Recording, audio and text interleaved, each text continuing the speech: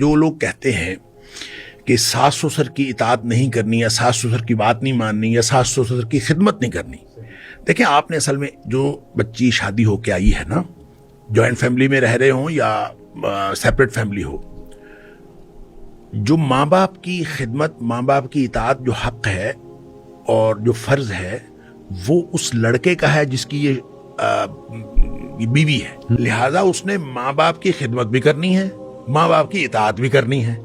अब ये एक नए फैमिली यूनिट के साथ उसके साथ अटैच हो गई है।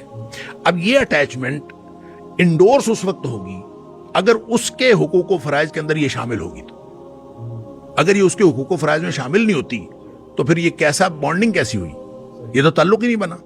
लिहाजा वो जो कहते हैं ना कि अब कोई जरूरत नहीं है सास ससुर की खिदमत की, भाई सास ससुर की खिदमत बहू पर नहीं है, यह असल में शौहर पर है। तो शौहर के कायम मुकाम होके जो बहू सास ससुर की खिदमत करती है वो असल में शौहर का जो हक की खिदमत है वो अदा करती है। अच्छा, बहुत सारे उलमा कह रहे होते हैं सास ससुर की खिदमत जो है वो आपके लिए जरूरी नहीं है।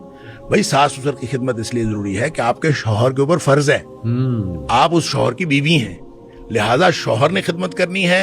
इट मीन्स कि आप दोनों मिल के एक यूनिट हैं और इस यूनिट ने खिदमत करनी है। सही, उस यूनिट में आप मातहत हैं अपने शौहर के।